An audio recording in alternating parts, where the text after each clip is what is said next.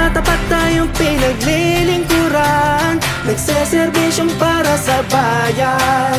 Bukal sa puso ang pagtulong di sa pilitan, kaya alam mong maaasahan si Totoy Bernardo para konsehal. Si Totoy Bernardo muling iboto. Tanging sandigan, maasahan. Si Totoy Bernardo lalaban para sa mga kababayan.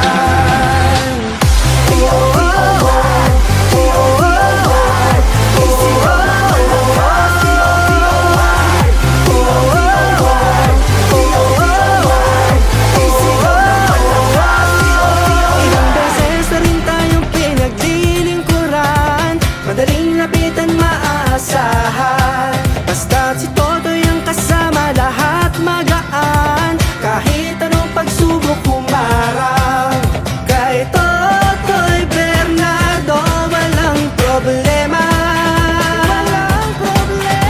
Si Totoy Bernardo hindi paasa. Tanging sandigan, maasahan. Si Totoy Bernardo lalaban para sa mga kababayan.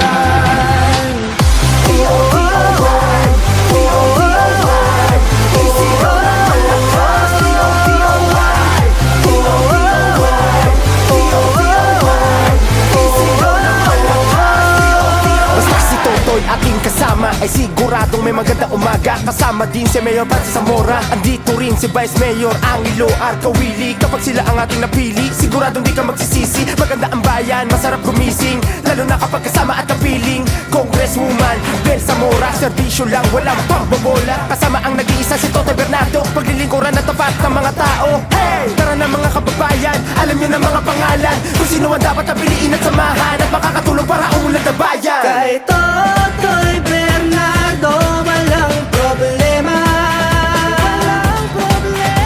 Si Totoy Bernardo hindi paasa. Tanging sandigan, maasahan. Si Totoy Bernardo lalaban para sa mga kababayan.